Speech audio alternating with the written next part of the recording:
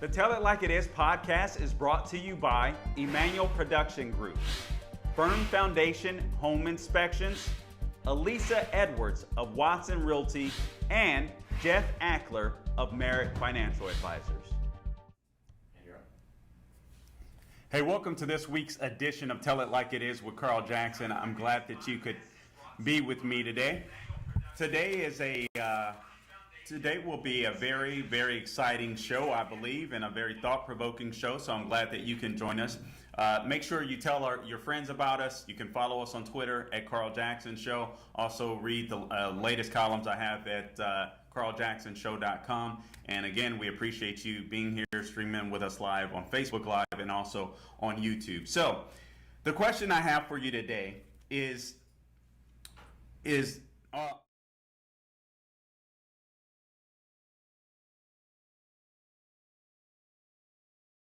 sacred honor in order to create this nation, which the left, people like Black Lives Matter, people like Antifa, and just leftists within the Democrat Party, virtually, you can say they're all one and the same because they're trying to tear down the United States as it sets right now. So my question to you in the sitting audience are, what are you willing to lose? What are you willing to lose?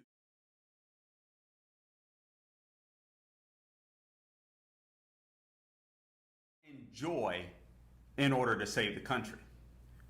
What are you willing to sacrifice? Again, they were willing to sacrifice their lives, their fortunes, and their sacred honor in order to establish the United States of America. On my show Wednesday night, I was talking to the audience then and telling them that we're no longer, I've heard conservatives say, listen, we're in a state of civil war. We're not using weapons, thank God, although the left is in some cases, but we're not on a full-on war when it comes to weaponry. But I believe that it's deeper than that. I believe, every election cycle we say that America is, this is the most important election ever. In this case, I believe that this is the most important election ever because I believe we're in a pre-revolutionary state. I don't believe we're in a civil war per se. I don't believe it's North versus South or blacks versus whites or the economy of the South versus the economy of the North. I don't believe it's that. We are in an ideological battle. We are in a war for liberty or tyranny. And we'll go into that a little more deeply. So what are you willing to sacrifice in order to save the country? Hopefully there's some things that we'll bring up that we won't have to sacrifice. I think what we'll start with are the issue of relationships. And then in the second half of the program, we're going to move on to sports and entertainment. A lot of stuff going on with cancel culture out there. Let me start this way. And I have J-Dog in studio with me and Mr. Matos in studio with me as well. Let me ask you guys a question because we all happen to be Christians here. At some point in time, when you became a Christian or when you first became a Christian, there had to be a point in time where there was an awkwardness with people you were hanging around with. Do you guys recall any experiences like that? Like for me, I'll say for me, I remember when I first got saved, and saved means saved from the wrath of God, for those of you that may not be Christians and are hearing some of this Christian lingo that we never bother to explain. But when I first became a Christian, some of the people that I was hanging around with all of a sudden became a little awkward. It became a little uncomfortable because the things that I was doing, all of a sudden, that I didn't feel any guilt or shame or anything about, I all of a sudden started feeling those emotions that I hadn't before. And so as a result, it wasn't that I intentionally cut off friends. It's just as I became a Christian and I started growing in the knowledge of what we call Christ, reading my Bible, so on, etc., it became very uncomfortable to do some of the things that I was doing before. And so when friends would ask me to go, whether it was clubbing or whatever it may have been at the time, it was like, no, thank you. I don't, I didn't want to be mean about it, but it was just like, I'm not comfortable doing that stuff anymore. And so it's not that I wanted to shake off those relationships, but it was because I had a higher mission. I realized sometimes those relationships might have to be sacrificed. And I feel like that's the predicament that we find ourselves in today. I want to ask J Dog and Mr. Matos over there if you guys can recall your feelings of when you became Christians, and maybe it was a different experience, but I know I've spoken to plenty of Christians where that's the same feeling. You just know that you have to shake off some people. So either one of you guys? No, absolutely. So I remember I lost most of my friends around that time. Like there was a couple that stuck it out, I guess, with me, but they didn't feel comfortable around me because I wasn't into what they were doing. So I wasn't wanting to hang out and get high and do all those things anymore. And so they did, and I still was like, look, we can still be friends. I'm just not doing that. Right. And honestly, there was one close friend that still stuck around, and like he helped me at my house, did things. We didn't agree with everything, but he was, and I still am friends with that person to this day. Wow. And I remember, and I told him when all that changed, you have always been my friend. You were always there. We would talk about things, and he's not a believer. I've tried to help him with stuff as well, and I still help him, but we have a great friendship and mutual respect, and he never tried to push me into do things or any of that stuff. He respected it. He didn't do things around me. And but yeah, I think that was the biggest thing is I remember not even realizing it, but like 6 months to a year later, just thinking like, I don't talk to any of these people anymore. Yeah. And I remember texting someone, just checking in on them and not getting a response or anything. And I thought, or I don't even know if I texted back then, but calling them, leaving a voicemail and getting no reply, no response. Wow. And I thought that was eye-opening to me, Yeah, that is pretty interesting. What about you, J Dog? Well, I was never in the cool kid group to begin with. So when I was a kid, they would pretty much shove me in lockers. So when I became a Christian, that just gave them another reason for the bullies to shove me into lockers. So. Oh man. All right. But anyway, we've all experienced, I think, that to some degree. And I think what happens is when that happens, your life, you kind of serve as a mirror. And you serve as a mirror to the people that are on the outside looking in. And I feel like if I could use this as a parallel example, I feel like that's what we're seeing taking place in America today. I feel like there's leftists that totally hate this country based on this false narrative.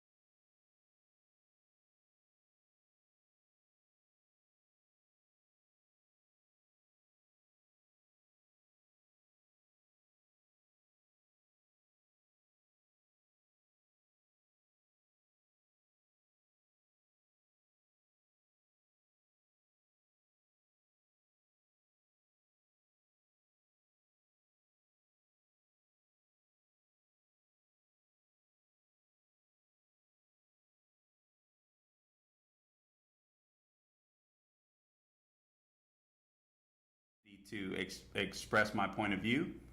And so that's kind of what that's what was going on. That's what happened with me. It was pretty crazy, but pretty insightful. I have a neighbor that has been a close neighbor for over 10 years, actually closer to 15 years. And when I put yard signs out in my yard in 2018, not in 2016, but in 2018 in the midterms, this neighbor decided to no longer speak to me, despite the fact that we spoke every day for 15 years, despite the fact when this person's spouse was on the verge of death, I would come to see how this person was doing, ask how I could help out, so on. None of that stuff mattered. None of that stuff mattered anymore. And this is what the so-called Trump effect is having on society, but it's so much bigger than Trump. So I've come to the conclusion that if we're going to win this election in 2020, if we're going to correct the course, if you will, then sometimes we're going to have to be willing to sacrifice. And that may mean time, energy, and it also may mean relationships. And I'm not talking about being a jerk or being nasty, but it may mean this. Going back to this study, it was pretty fascinating because I didn't necessarily pick up on this at first, but I want to see if you figure out what my wife actually brought to my attention. I never picked up on it at all. But first off, there was a couple in Miami. One is a former Miami Dolphins cheerleader, and her name is Lynn Ehrenberg, and she was married to a Palm Beach County state attorney. His name is Dave Ehrenberg, and just after a couple of years, they got divorced. This article appeared on the New York Daily News by also just FYI. I try to read some liberal stuff to just see what's going on, see what they're thinking. The left doesn't read our stuff, but I like to know what they're thinking. And this article is totally slanted, but they don't realize that it's slanted. But after a couple of years of difficulties, and she's a big avid Trump supporter, he wasn't. Obviously, he's a white guy, but he apparently is a social justice warrior up in Miami, and they just couldn't get along as a result of that. And then there's another guy, a guy by the name of Daniel Morales, and he's a 46-year-old Costa Rican immigrant who lived in New York, and he said a rift in his marriage occurred, and it became a divide that could not be crossed once President Trump defeated Hillary Clinton. And he realized his wife was a supporter. His wife, who happens to be, as he says, an Anglo-American, happens to be a supporter of Donald Trump. And then, so basically, this guy said once Trump started talking about Mexican immigrants as rapists and drug dealers, he noticed his wife was agreeing with Donald Trump rather than disagreeing with Donald Trump like he was. Now, for the record, those of you that know how to put things into context, we all understand that Donald Trump wasn't saying that all Mexicans are rapists and so on, etc. He was saying the borders are wide open. And as a result of the borders being wide open, you can get the worst of the worst coming in through the borders, which is the case. Drug dealers can come in. Drug smugglers are literally raping children along their routes as they bring them into the United States. That's what he was speaking of. Was he eloquent in doing that? No, he isn't eloquent oftentimes. And I know it frustrates a lot of us because he doesn't clarify sometimes. But that, when you take the time to go back and read the transcript, it's pretty clear. But what's happened is we live in this divide where the left is intentionally trying to divide us. It isn't about being united under a flag. They want to totally, in their own words, they want to totally, as President Barack Obama himself said, they want to totally fundamentally change America. They want to transform America. So in order to transform America, what do they have to do? They have to totally wipe out America as we know it. They have to wipe out or demean or mock our appreciation for America. And that's exactly what we see happening. Whether it's the statues that we see being ripped down and torn down, the Democrat statues the Confederate statues. I call them Democrat statues because it's almost as if the Democrat Party is trying to get rid of the evidence that they were the predominant racists inside of the United States of America. But what the destroy this country, and it's even causing a rift in relationships. There's another relationship spoken of in this column, and it happens to be an interracial relationship where a black man is married to a white woman, and this black man loves his wife, thought his wife was the coolest thing since sliced bread, had no animosity towards her whatsoever. They've been married several years, and now, as Trump was elected, he said, oh man, she supports Trump.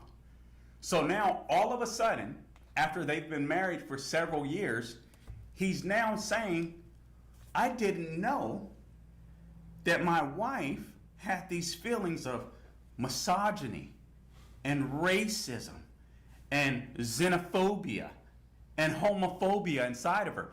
I've never seen it before. Now, he still hasn't seen it, but because she supports Trump, that must be inside of her. There is another couple, and I believe this gentleman, actually they're both white, and they split as a result of the husband's belief in Trump. No, I'm sorry, the woman's belief in Trump. And it's totally amazing to me. She just said, we were dating for 2 years. We were on the road to marriage, but I can't deal with this guy. This guy is, she's more conservative leaning. He's more left leaning, and I just can't deal with this guy. I had no idea that this guy believed in the way that he does. And it's amazing to me as you go down and you look at these stories, and this didn't even cross my mind, that all of the women were the Trump supporters. Did you guys, I read through this, I didn't even pick up on that. So what does it say about men in the culture today? What does it say about women? Women like strong men. Women like confidence. Women like leaders. And honestly, our culture has created a bunch of wussified men. And so is Trump destroying relationships? No. But the left is destroying relationships, and they're doing so intentionally by dividing us. A person I spoke to that told me, and I no longer have credibility with them, he stated how America has become much more racist under Trump, and I was like, no, it hasn't. People that are racist have been racist before Trump, and unless God saves them and changes their hearts, they'll be racist after Trump. But what we are seeing a lot of racists. We're seeing a lot of racists on the black side, in my opinion. We're seeing some racists on the Antifa side. Yes, whites being racist towards other whites. It's absolutely astonishing to me. But I have to go back to the question, what are you willing to sacrifice? Because we can't stay silent. The most useless conservative there is today is a silent conservative. Look at what they're doing with COVID-19 even. Look at what they're doing. How much time do I have, guys? Look at what they're doing with COVID-19 even. The fact that you guys might not know this, but we've lost the epidemic, or we're losing the epidemic status of COVID-19. So despite the overreaction to the cases spiking, which I don't want to ignore, I'm not saying that's not I'm not saying we shouldn't be concerned, right? Of course we should be concerned. But we also know this from basic science that we were taught when science wasn't so politicized. From basic science, we know that as the cases increase, the death rate we don't see a rise in the death rate. That's a good thing. So the death rate for 10 weeks in a row, the death rate for COVID-19 has been dropping consistently. Well, you don't hear much about that in the media. Instead, we're in a panic again. People are wondering if we should shut down again. Now, let me be clear. I do want everyone to be cautious. Wash your hands, follow the CDC guidelines. If there's places where, because I'm not anti-mask, contrary to how people were trying to portray me, I don't necessarily believe that masks are as effective as the media pretends, because the science just isn't there, quite frankly. But I feel like you should do everything you can to protect those that might be vulnerable around you. But those that aren't vulnerable, as in the young protesters that went out and started this spike again, you know, they're pretty good. They're in pretty good shape. They have close to a 0% chance of dying from COVID-19. And so despite the spike, we're seeing a reduction in the amount of deaths, even with elderly people. So, but this is what the left will do to separate us, to destroy us. So what are you willing to sacrifice? You have to speak up. I watched this clip on Facebook the other day. It was very informative. A young guy, a young black guy, but he was very, very concise, very quick. But look at what social distancing has done. Everything the left is doing, everything that's being recommended, is telling us to, suppress human nature, suppress our God-given instincts, and basically adapt government or state mandates. So we're told to socially distance. Okay, that's not human nature. Should we do it to keep people safe? Yeah, sure. All right. But I also understand, what is it doing to people mentally? What are the secondary issues that are being impacted from depression and anxiety and all of these secondary issues that are going unchecked because of it? Because God created us for fellowship. God created us for fellowship. It's pretty amazing what's going on. It really is. Wear masks. We can't see our face. We can't see our smiles. There's a lot of stuff going on. All right. Do we have anything in chat, fellas? We do. Barbara is out there, and she says, it's not just politics. Politics reveals a person's morality. That is such a great point, and a very concise and very to the point, and I love it. You're absolutely right. That's kind of what I was talking about at the beginning. It's what religion does, and it's what politics is doing now. Politics is no longer politics. Politics is revealing people's morality, right? If you're a Republican, if you're a conservative, if you're a Trump supporter, they're saying you're racist, you're bigoted, you're homophobic, but pay attention to the people that are actually focused and obsessed with race. It's the left. You know, the Bible teaches us that God judges the outward appearance, God judges the heart. Man looks at the outward appearance, but God judges the heart. That's how we should be. We should be judging a person's heart. Martin Luther King Jr. didn't say that first. God did, all right? So we should be judging the heart. We should be judging character, not the color of a person's skin. So when you have lefties talking about systemic racism, institutional racism, racism within the DNA of a person, that basically says God isn't big enough to take care of anyone's heart. It's time for us to speak up. It's time for us to speak out against the racists, bigots, and leftists. And we can't be silent anymore. You're going to have to sacrifice time, energy, money, and resources, and probably even friendships. Sadly, that's the truth. All right, we're going to go ahead and do we need to segue now? So we're gonna go ahead and take a quick break, and we're gonna segue and come back, and we're gonna talk about sports and entertainment. What are you willing to sacrifice? What are you willing to give up in sports and entertainment based upon how the left has totally taken over in that arena as well? This is Tell It Like It Is with Carl Jackson. We'll be back in a few. Hey, Carl Jackson here. Are you searching for a real estate agent, but you don't know where to look or who you can trust? Then let me tell you about my friend, Elisa Edwards of Watson Realty. Buying or selling a home is one of the most stressful events you'll ever endure.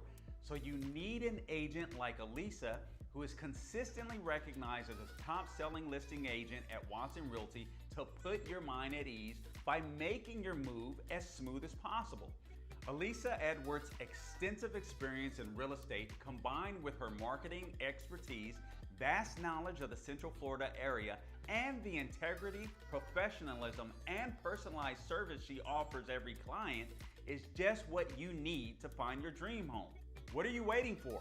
Call her today at 321-356-3616. Again, that number, 321-356-3616. And you can check out her website at eedwards.watsonrealtycorp.com. Again, that website, eedwards.watsonrealtycorp.com.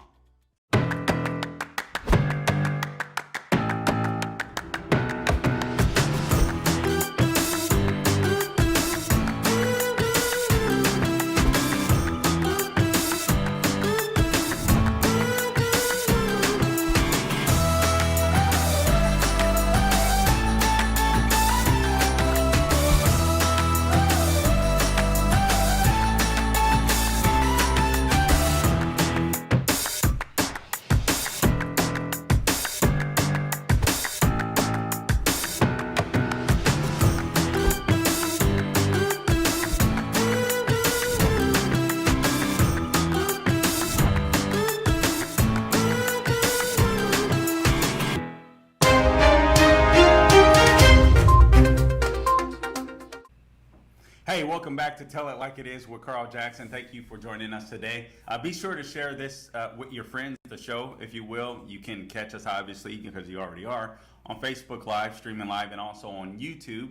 So you can find us on The Carl Jackson Show, or share it with your friends, The Carl Jackson Show on YouTube. And please subscribe to the page. The same is true for Facebook, Carl Jackson Radio. Please share it with your friends as well. Twitter at Carl Jackson Show, and you can catch my latest columns at carljacksonshow.com, which is the website, and more stuff to be coming there soon, so look forward to that, merchandise on, etc. So we really appreciate you guys tuning in. So what we're talking about today, and the theme for today's show is basically, and I never gave the poll question, which, let me give that now, because I'd love to hear your responses. Are you willing to lose what you love if it means saving your country? And to clarify that, I basically talked about it in the first frame of the show. What are you willing to sacrifice? Are you willing to sacrifice time, energy, money, even friendships and relationships if it means that you have to save the country? Because right now we are in a pre-revolutionary state.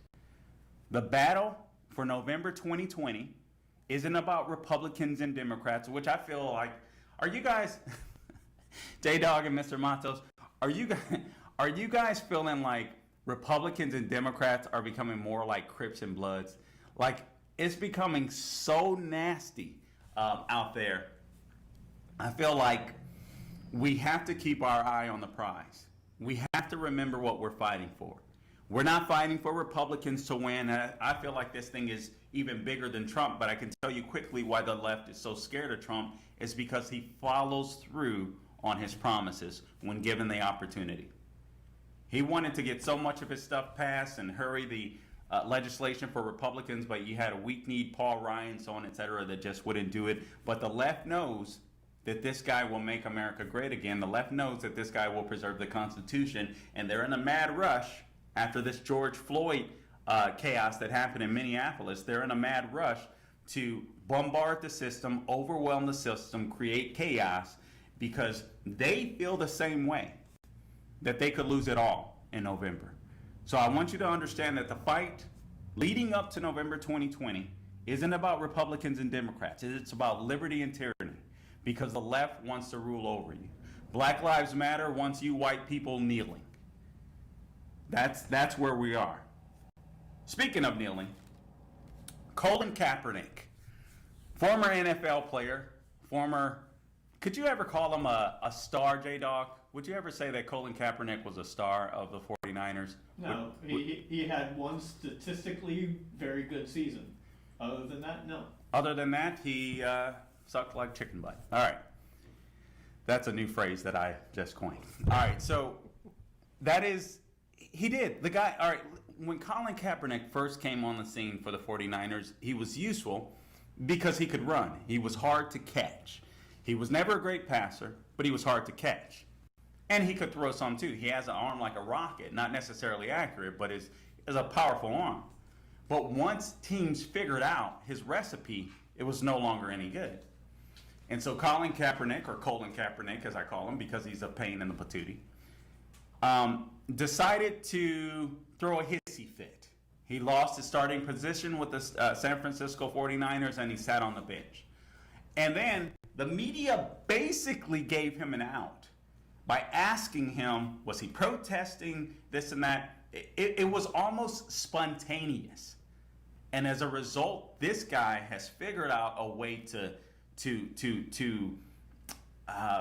enrich himself based upon what was a phony protest. He was throwing a hissy fit or a temper tantrum because I'm sure he had been spoiled growing up. Obviously, you play in sports and then you make it to the highest level. A lot of people are kissing your butt along the way.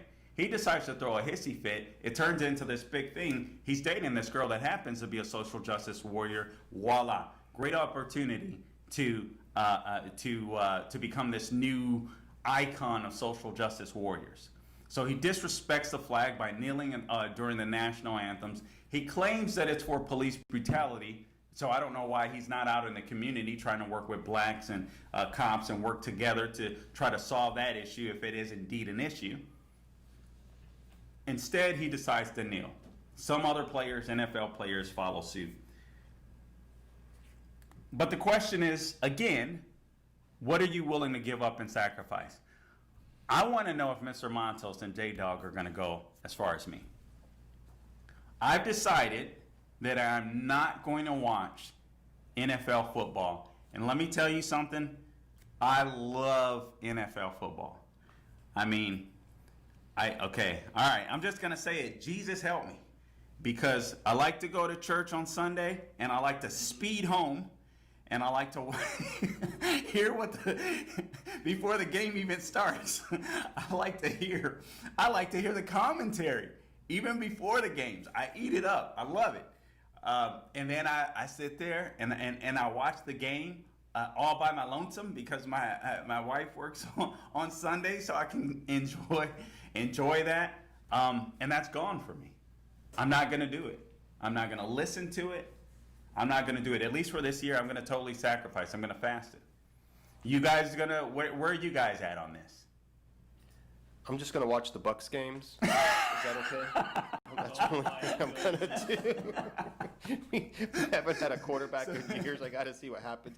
And I'll tell you all about that it. is going to be hard. I will tell you about it. How's that? I'll just tell you what happened. Oh, man, that is going to be hard knowing that Brady, I'm not even a Bucks fan, but the first thing when I heard that Brady was coming to the Tampa Bay Bucks, I was like, okay, I'm getting a ticket. And then all of this nonsense happens, and I'm like, I'm out. I can't do it. But no, there's a lot of, I think, friendships and stuff that, we probably have to sacrifice because we can't speak in honesty and That's a great point. And have a civil conversation. So it's funny because someone that I know, and we're friends on Facebook, so I saw that when they liked your page. Yeah. And I never knew, we're work colleagues, so I never knew that what their political views were. Right. So I called him right away, and I talked to him about it. And he's from San Francisco, was a business owner in San Francisco, very Okay. successful business for years, family business.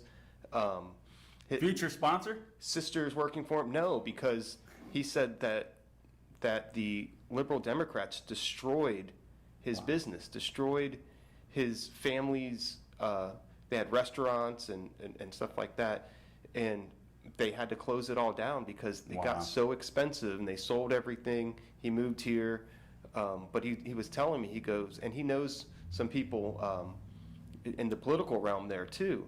He's friends with Kamala Harris, and said that he completely disagreed with everything that she did and stuff, It was funny because he said that he has a bunch of friends still there that are secretly voting Trump. They can't Really? go out and they can't state it. And I think that's kind of what happened last time too, and it's going to happen again, is there's so many people that are supporters, but they will not be vocal about it, and they cannot be vocal because of the relationships, or they're afraid to be vocal for the Right. relationships that'll be destroyed, the jobs that might get lost, the careers that might be, they could be fired from. Right. So I think that's where we're at right now in this whole, what are you willing to give up? Can you afford to give up It's a good point. your job? Can you afford to give up the clients and stuff? Lives, fortunes, seen, and sacred honor. yeah, I've seen people sit there and just bash anyone before you can even say anything. I hope you don't support Trump. Yeah. That's it. You can't even say anything. I hope you don't support Trump. You're automatically a racist, a sexist, a xenophobe. I like to say I don't support Trump. I support our country. Good. And that's it. I support the Constitution and freedom. Whoever's on the side of that, that's who That's I'm going good. to support. That's good. And honestly, that's a good way to frame the conversation. I appreciate that, Mr. Matos. What about you, J-Dog? Okay. So, I mean, that is a good way to frame the conversation, because we are in a fight for our Constitution. We are in a fight for the country. We are in a pre-Revolutionary War state. And again, the battle is between liberty and tyranny. We're going to lose some friendships. We shouldn't be nasty about it. We shouldn't be the jerks, but we should be able to frame it in the way in which Mr. Matos just did, and say, listen, I'm going to be on the side of freedom. I'm going to be on the side of our country. Is America this inherently racist country? Well, no, it's not compared to world history. Yes. Did we have an issue with slavery? Did we have a sin issue with slavery? Yes, of course. We can't deny it. Here's what you should know. Only 5% of whites living in this country today have any ties to American slavery whatsoever. The other 95% realized how great America was despite all of our past sins, if you will, and their parents, grandparents, ancestors in some way, shape, or form decided to immigrate here after the Civil War, and even further through Ellis Island.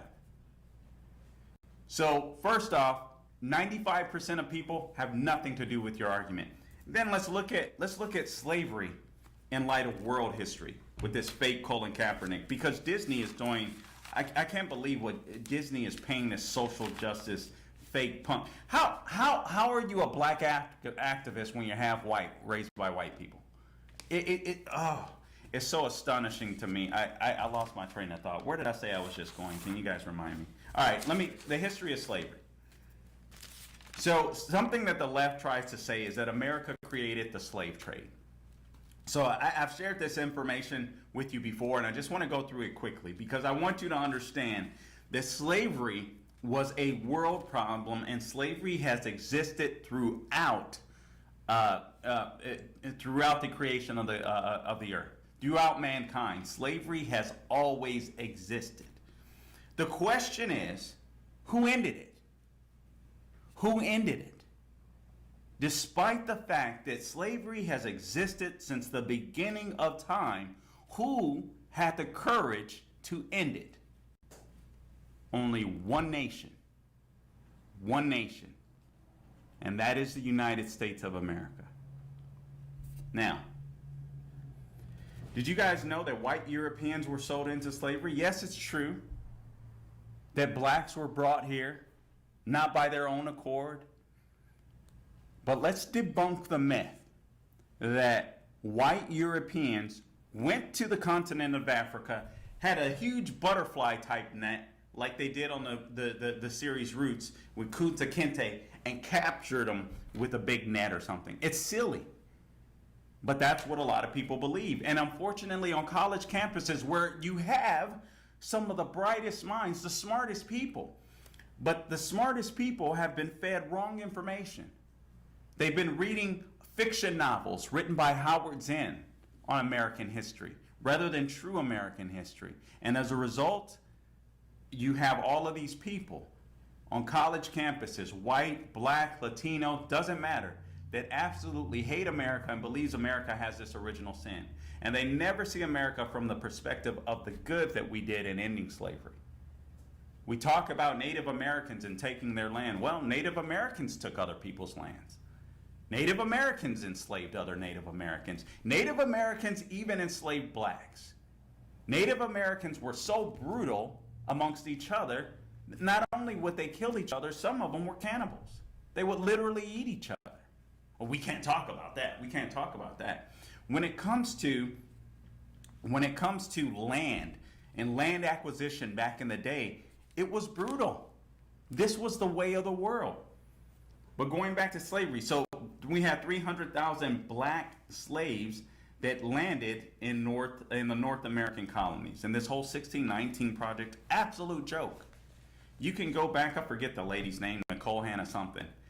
And you can go back and read her history. The lady is a fraud. She's had to correct so much misinformation that she's written about in the past. It's unbelievable. But that's just the way that it is. So you had 300 blacks that landed in North American colonies. Obviously, they wanted, they allowed blacks to have sex. They wanted, those slave owners, the Democrats wanted, they wanted more black slaves. So they allowed families to stay intact for a short period of time, and they allowed them to, have those sexual relations. But what you don't know is about the Barbary Coast slave trade that happened on the continent of Africa, in North Africa, where you had over 1.2 million white European slaves that were taken into slavery by Africans. No, this isn't fantasy. This is the truth that we're not being told. The 300,000 black slaves that were brought to the North American colonies originally were, I hate to say this, black people, because we want to believe, this is why America is so great. Here's what we want to believe. This is what the left wants us to believe, so they can further divide us. And so the people like Colin Kaepernick can make millions of dollars perpetrating this lie. The left wants us to believe that we were kings and queens and this and that, and these white Europeans that didn't know the land, didn't know the landscape, happened to come into our territory, and they just ripped us away from our territory. And I hate to tell you that that's just not the truth. The fact of the matter is, blacks enslaved blacks. Africans enslaved Africans. Sadly, to this day, there's still over 40 million slaves on this earth. And approximately a quarter of those slaves are all on the continent of Africa. Today. It's pretty sad. But blacks enslaved other blacks. So more than likely, we were descendants of slaves, not kings and queens. So the slaves in Africa became the slaves in the United States, because what these African tribes would do is they would war, they would fight, they would take each other's lands, we would enslave each other, and then that was it. There was this hierarchy. There were the owners, the masters, and then the slaves.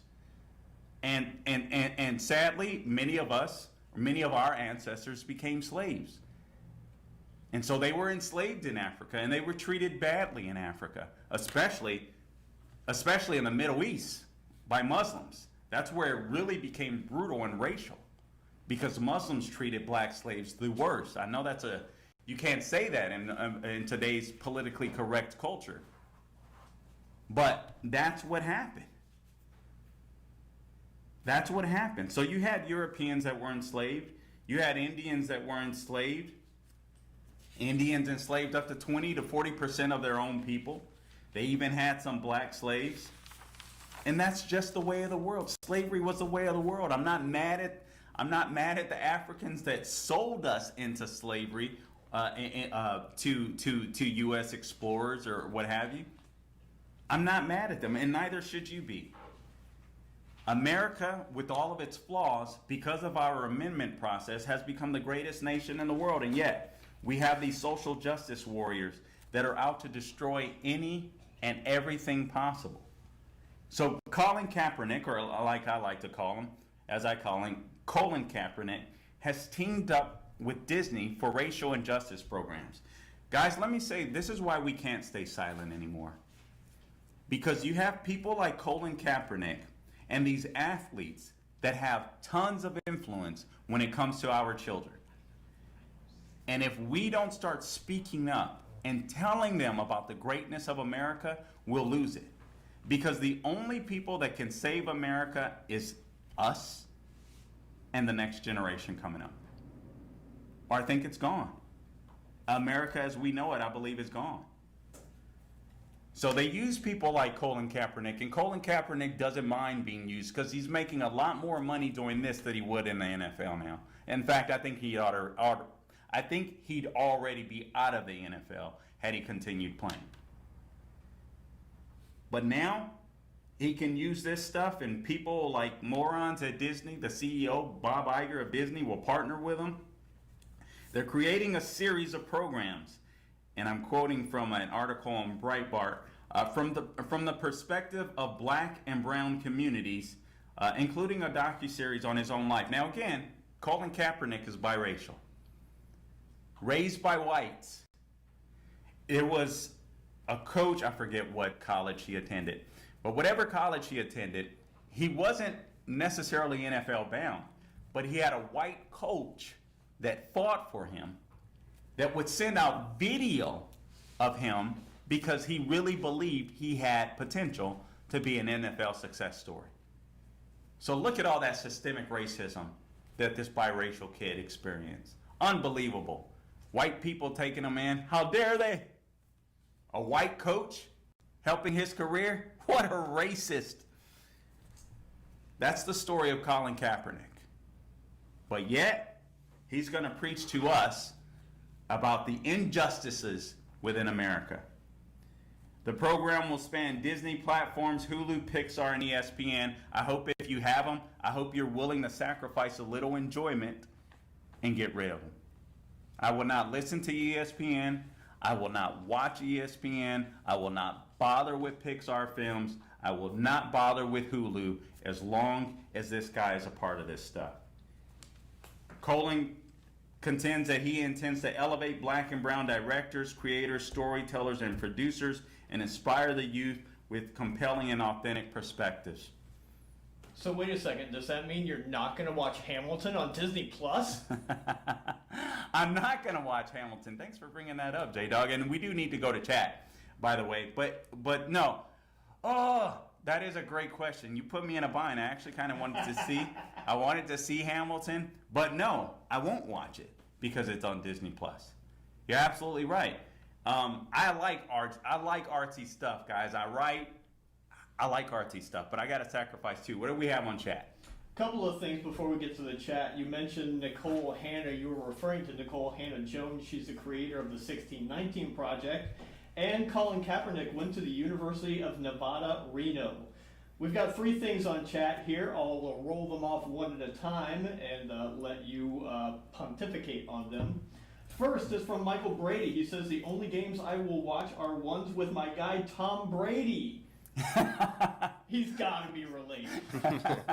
Related to Mr. Matos, yes. Got to be a relation there. All right, moving on to Theo. He says, I've ceased from using social media as my platform to express my conservative voice. I'm willing to lay down what I have, but how do I go about expressing my conservative views outside of social media?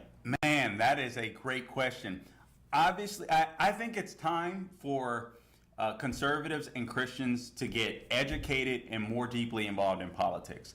We like to say that Christians, the church should be here, politics should be there. Guys, what we're seeing is this is no longer the case. The reason why America has become the great nation that it has become is because our founders, with all of their flaws, decided to infuse God in this thing. That's why they created an amendment process. If you go back and read the Declaration of Independence, nowhere in the Declaration of Independence does it mention that the founders wanted to keep slavery alive. In fact, it's the opposite. Thomas Jefferson, before the Declaration of Independence, there's writings and talks that he wanted to eliminate slavery. George Washington, though he had slaves, had his own battles with that concept. Thomas Jefferson, which they would call a benevolent slave owner, meaning his slaves were free to live their lives on his plantation, basically, because he knew it was illegal, first off, to let them go in Virginia, and if he did, they could be killed. So he was like, just live a good life here. Does it make it right? No, but it's a lot more complicated than that. So I think that Christians have to become involved. We have to get educated. We have to fight these cultural battles. We have to be able to explain the like Marxism and all this stuff, why it's ungodly. We got one more chat here. Yes, Gina, this is interesting. She says she's white. She has a black boyfriend. They've been together for years, but says now that she's racist. So I wonder if she's still in that relationship. Is that something that she's willing to lose over this? Or is it something that's already been lost? A very interesting comment from Gina. So she doesn't say whether or not the boyfriend is on the left or I'm kind of unclear on that one. Yeah, no specific information, but she does mention that I would assume that because she's white and the boyfriend is black, that Okay. she's now racist? You know what? If your boyfriend is on the left, yeah, listen, it's going to be hard. It's going to be troubling. I'd say try to win people over with facts and new information. Do this. Have your boyfriend watch the documentary by Larry Elder, Uncle Tom. I mean, that way, if you know, I do a lot of reading, but if you want something where you can just sit down for a couple of hours and have your mind blown about the black experience in America and the true history of the Republican Party, UncleTom.com. Make sure they watch that. Okay, let's go back to this. Another thing I wanted to touch on. How much time do we still have? Okay, good. All right. Just think about how the left is destroying the culture, how they're destroying people, how they're destroying businesses. They're trying to destroy Goya. Goya is the big thing right now. That's all over Facebook. What's happening with Goya? I don't know, but I'm hoping I can go home and cook something right after this.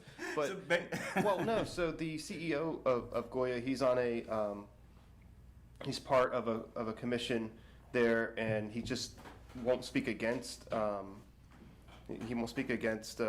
President Trump, or he won't apologize for his support of President Trump. He's on the House Hispanic Prosperity Initiative, or the White House, sorry, Hispanic Prosperity Initiative. A Hispanic that loves Trump, so he's obviously a racist. That's it. You know, well, anyone that thinks otherwise is a racist. So, and then so they're calling for boycotts of that. Julianne Castro says Goya Foods has been a staple for so many Latino households for generations. Now their CEO is praising president who villainizes and maliciously attacks Latinos for political gain. All right, so here's the deal with Goya. Goya, this is just cancel culture. This is, actually, I need to think of a better name than cancel culture, because what the left is doing is destroying lives. Does Julian Castro, who was a joke for a Democratic presidential candidate, does he know how many people Goya employs? Does he know how many of those people happen to be minorities? Does he know how many of those people happen to be even whites, and or you know, maybe those jobs are providing them a middle class living where they can go home and pay their rent or their mortgage, pay their car payment, put food on the table? Is Julian Castro and the people on the left, the Democrat Party, let me say this, they're all in the same anymore. Let's make this clear. There is no difference between radical leftists and the Democrat Party anymore. There's no difference between Black Lives Matter, the racist Marxist group, an Antifa and the Democrat Party anymore. They are all one and the same. So for those of you that claim to be moderate Democrats and you allow this to take place and you watch this take place, it is your opportunity as well to rise up in November. This is not about Trump. This isn't about Trump. Turn off your TV. Literally 90% of the stuff that you read, unless it's his tweets, is misinformation. And even his tweets are so often used out of context. It's amazing to me that people don't find the time to read what he's tweeting about in context. It's astonishing. But the left and the Democrat Party is one and the same. So this guy, who happens to be Hispanic, who happens to be living the American dream, should have his company destroyed, should have his employees' lives destroyed, because he decided to support one political worldview. If only he liked the Democratic Party at one point, maybe then Goya wouldn't be called for cancel culture. Oh, wait a second. In 2012, he accepted an invitation from Michelle Obama in Tampa, Florida, to promote the former First Lady's Healthy Eating Initiative. Man, so somewhere between 2012 and 2020, he turned into a racist. Yeah, so I just think he likes jobs too much. Okay. And wants to help support jobs and Hispanic jobs in particular. And since Trump is doing the same thing, then maybe he's racist now. Yeah, I guess so. I guess people that create jobs, especially if you're Latino, you're a racist. Dundee is off camera, but Dundee is finding out that he's a racist right now. So Latino creating jobs is pretty amazing. But this is what the left is doing. What they're doing. Think about what they're doing. See, this is all of this stuff works together, right? They're undermining not just our culture, our unity, our way of life. They're undermining the American dream. They're trying to tell legal immigrants who want to come here and build the American dream that if they do that, they're racist as well. They're participating in this original sin that America has is slavery. And these dumb knuckleheads don't even know the history of slavery. Do you see what they're doing? You can't even be a minority and live the American dream without being a sellout. This is how bad it's gotten. If you guys want to correct this culture, you have to do it in November. You have to do it in November. I'll be the first to admit there's not a lot of great Republicans out there, but they're not leftists. They're not socialists. They may be weak, but they're not looking to destroy your life, not destroy your opportunities within America, not keep us constantly divided. It's amazing to me when you go back and look at the research as far as race relations and how they improved and how people felt about race relations. When you go back and research this stuff, do you know that people felt better about race relations under George W. Bush than they did Barack Obama? And now people feel worse about race relations too, and they blame Trump. But the truth of the matter is the left is converging on our society. Everything you watch in media, most of what you see on social media, all of this stuff, right? All of this stuff is they're converging upon us in an attempt to destroy our culture. It's amazing how far the left has come. Not only should we win in November, we have to win the next generation. There's an article, I'll post it on Facebook later today, and it's called 6 Ways to Raise a Patriot. I talked about it on my show Wednesday night, but I want you guys to read that article. Because we have to win the next generation. Those are going to be the people that are going to save America. You have the generation of Black Lives Matter and the Antifa warriors. We need the next generation of patriots. We need the next generation to stand up. That's why we can't stay silent. When the left talks about the original sin of slavery, you make sure you're able to tell your kid, wait a minute, slavery was a worldwide issue. Whites were enslaved. Think of the Egyptians, or think of the Israelites in the Bible. They were enslaved. Indians were enslaved. Oh, America was just some evil. Wait a minute. America is the only nation to ever end slavery. It ended here. It ended here. That says something about our process. Were we perfect? No. But we were the only ones to develop the Constitution. The only one to develop a repentant amendment process. We did that. Africa didn't do that. Europe didn't do that. Asia didn't do that. America did that. We are the only nation to do that. We are the greatest nation God has ever given man. And you can no longer stay silent.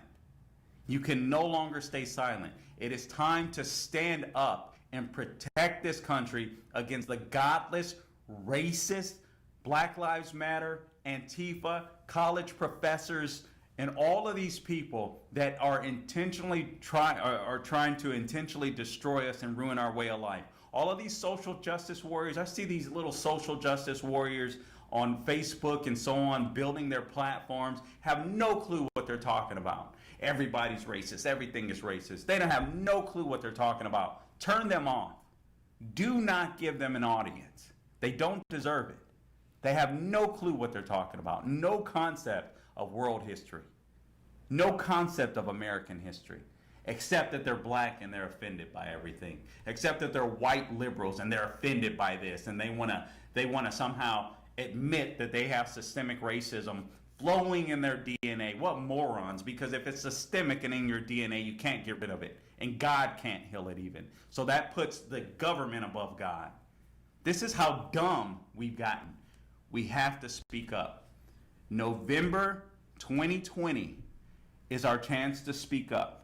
And start speaking up now in the little ways. Start teaching your kids about the greatness of America. Start teaching them about the Betsy Ross flag and the American flag and everything that it meant. Even teach them about the bad. Teach them that George Washington had slaves, but also teach them how he was repentant towards the end of his life. Teach them how a Republican president and a Republican Party and Abraham Lincoln rose up to end slavery and polygamy in America. Teach them about that. Make sure they know about that. There's little to anything that they're reading today in their schools and on their school campuses and college campuses, even in private schools where that exists. In churches, you better wake the heck up. We can't just talk about lollipops and Jesus on Sunday. It is time to get deep. It is time to talk about the godlessness of Marxism. It is time to talk about the godlessness of social justice, which isn't justice. Stealing from other people in order to redistribute wealth and opportunity is not biblical justice. As a matter of fact, it's called sin inside of the Bible. It's time to wake up. It's time to fight back. All right, guys, I appreciate you guys tuning in to this week's edition of Tell It Like It Is with Carl Jackson. And until next week, don't grow weary doing good. And God bless every single one of you. Be sure to check out all of our social media platforms, carljacksonshow.com. Share Carl Jackson Radio Facebook. Share our YouTube page. We're looking to have an influence to shape the culture for the next generation of patriots. Help us do that. God bless you. The Tell It Like It Is podcast is brought to you by Emmanuel Production Group, Firm Foundation Home Inspections, Elisa Edwards of Watson Realty, and Jeff Ackler of Merritt Financial Advisors.